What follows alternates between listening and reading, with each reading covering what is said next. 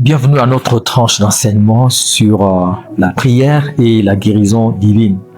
C'est un moment merveilleux au cours duquel nous apprenons sur la volonté de Dieu, sur la guérison dans la dimension du corps physique et aussi dans la dimension morale, c'est-à-dire les blessures intérieures, parce qu'on peut aussi être malade intérieurement. Et là, il y a aussi la guérison qui est disponible. Et au cours de ces moments, nous expérimentons également cette guérison et nous pouvons aussi être équipés pour pouvoir administrer cette guérison sur les autres. Et que Dieu vous bénisse. Alors pour cette tranchée aujourd'hui, nous allons parler des moyens, le moyen par lequel la guérison nous est parvenue. Quel est le moyen que Dieu a utilisé pour que la guérison parvienne jusqu'à nous? Et bien pour cela, nous allons lire un merveilleux passage qui se trouve être Ésaïe chapitre 53, verset 5. Mais il était blessé pour nos péchés, brisé pour nos iniquités. Le châtiment qui nous donne la paix est tombé sur lui. Et c'est par ses meurtrissures que nous sommes guéris. C'est par ces meurtrissures que nous sommes guéris. Il y a un autre passage merveilleux qui se trouve être dans le Nouveau Testament. C'est 1 Pierre chapitre 2, verset 24. Dans sa deuxième partie, la Bible dit « Lui, par les meurtrissures duquel vous avez été guéris ». Eh bien, le moyen par lequel nous sommes guéris, c'est les meurtrissures de Jésus-Christ. Il n'y a pas un autre moyen. Ce sont ces meurtrissures-là qui ont fait que la guérison nous parvienne. Et deuxièmement, nous devons comprendre une chose, que nous ne serons pas guéris, mais nous sommes guéris. Nous sommes guéris, mais pourquoi alors nous pouvons tomber malades? Eh bien, on peut tomber malade pour plusieurs raisons, pour une raison ou une autre. Ce n'est pas ce qui importe. Mais ce qui importe, c'est que la guérison a déjà été pourvue gratuitement. Jésus-Christ est mort pour nous. Jésus-Christ s'est donné pour nous.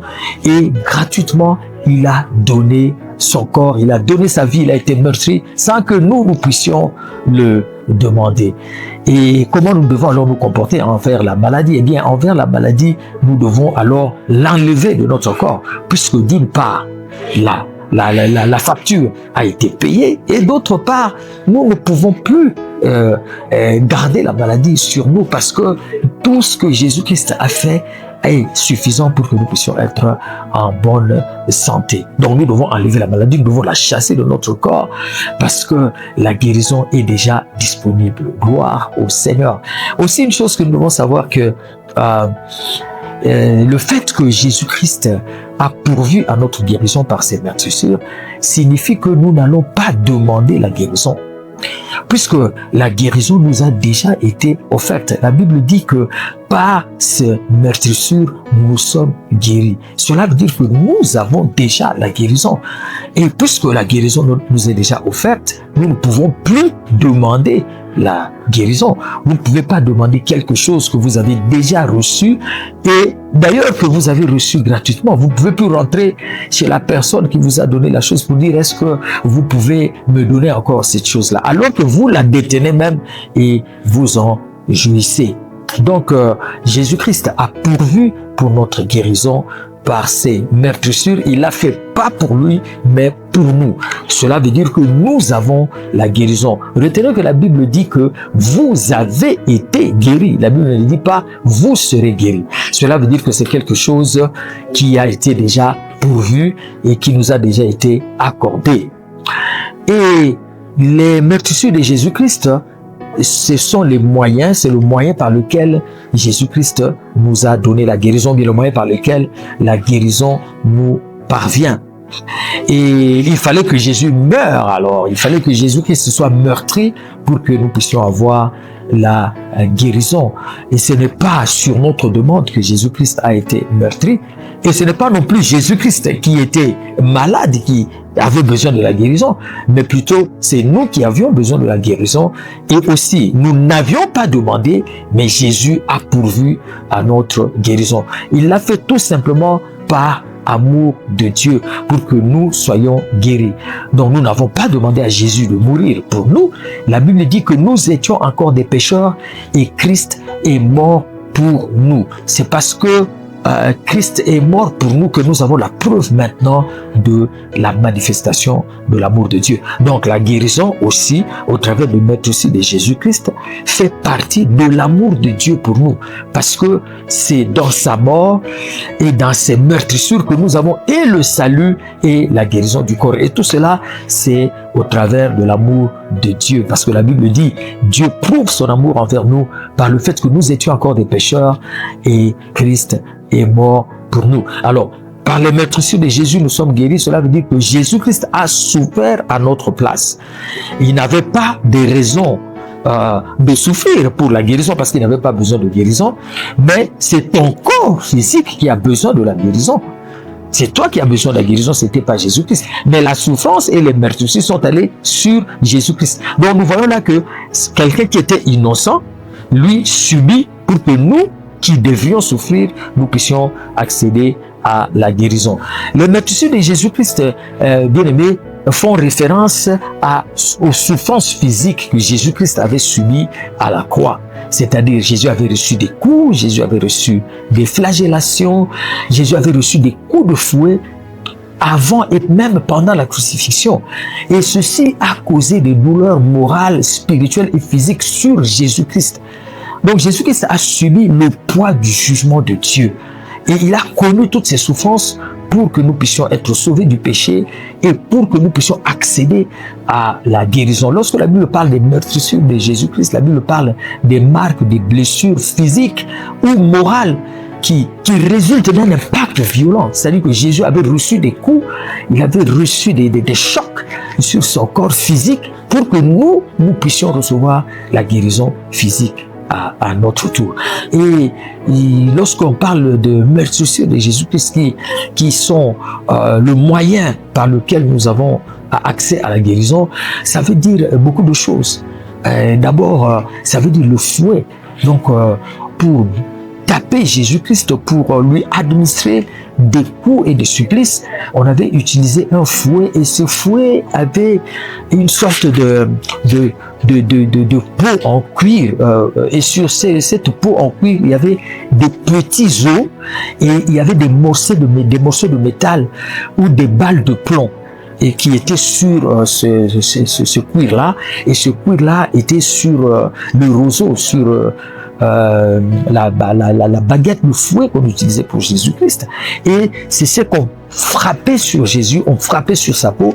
Et lorsque on te donne ce coup-là, eh bien, il y a des particules de ton corps qui sautent. Il y a des morceaux de chair qui sautent. Et la douleur va jusqu'à l'intérieur. Et voilà l'une des sortes de souffrances que Jésus-Christ avait subies pour que toi, tu sois guéri.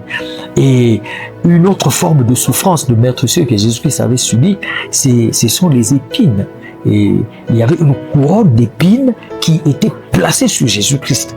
Et lorsque on a placé cette couronne sur Jésus, le but c'était que les épines pénètrent dans le cuir chevelu de Jésus-Christ pour que finalement il y ait des douleurs qui entrent dans son corps et qu'il puisse subir des supplices à la tête, des supplices aigus, des douleurs aiguës que Jésus avait subies parce que il y avait cette épine, cette couronne d'épines là qu'on avait placée sur lui et il y avait un saignement.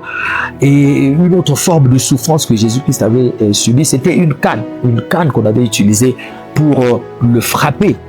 Et ça ne faisait que augmenter la douleur. On avait pris cette canne, on a frappé sur la couronne pour que les épines s'enfoncent davantage sur sa tête afin que Jésus-Christ puisse subir la souffrance qu'il fallait avant même de rendre l'âme. Et il y avait aussi des coups de poing et des gifles. Tout ça, ça fait partie des supplices, des meurtrissures que Jésus-Christ avait subi, des gifles au visage par les mains des soldats lorsqu'il était en train de subir l'interrogatoire. Et à part ça, il y a aussi des coups à la croix. Ce n'est pas tout. Donc, Jésus avait subi des fouets, Jésus avait connu des épines, Jésus avait subi des gifles, mais aussi des coups. Lorsqu'il était crucifié, on a enfoncé des clous sur ses pieds. Et il y avait aussi la lance qui avait percé ses côtes. Toutes ces souffrances, bien aimées, ça apporte le salut, la paix et la guérison à quiconque croit.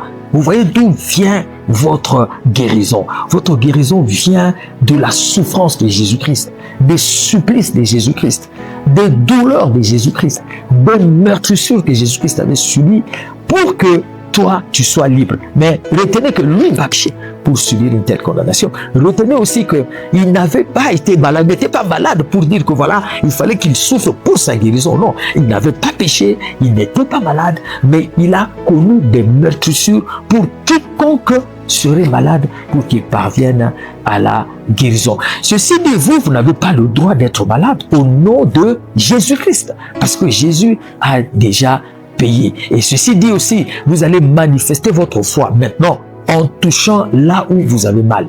Si c'est plusieurs parties du corps, vous allez seulement poser votre main sur la tête. Si c'est une personne à côté de vous ou un enfant qui est malade, vous allez aussi poser la main sur cette personne pour que le moyen par lequel la guérison est arrivée puisse jouer son rôle encore maintenant. Je rappelle que la Bible dit vous avez été guéris. La Bible ne dit pas vous serez guéris. Non, cela veut dire que les meurtrissures de Jésus-Christ ont suffi pour nous apporter la guérison.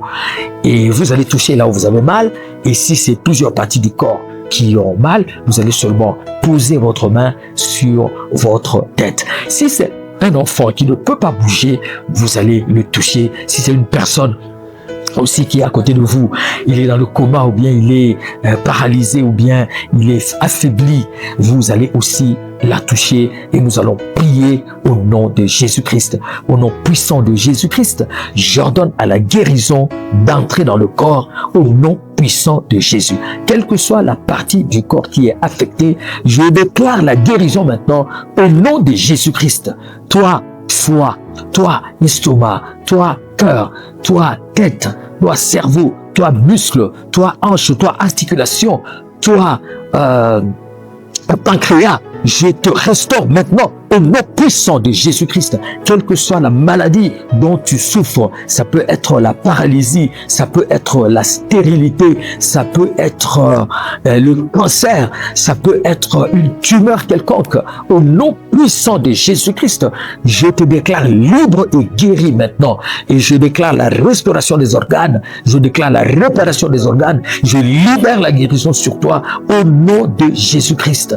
Au nom puissant de Jésus, reçois la guérison au nom de Jésus-Christ. Commence à dire merci à Dieu là où tu es pour la guérison. Commence à louer Dieu, commence à le célébrer, à l'exalter parce que tu as reçu la guérison. Et commence à faire ce que tu ne pouvais pas faire jusque maintenant. Puisque par les meurtrissures de Jésus-Christ, tu as été guéri. Jésus-Christ a connu la douleur pour que toi, tu connaisses la joie et l'épanouissement. Jésus-Christ a été blessé, meurtri pour que toi, tu connaisses la guérison. Ainsi, au nom de Jésus-Christ, jouis de la guérison. Que Dieu te bénisse. Vis la vie abondante, la vie de la guérison, la vie de la jouissance, la vie de la grâce de Dieu et accomplis la mission pour laquelle tu as été créé. Bye bye, au revoir et à la prochaine.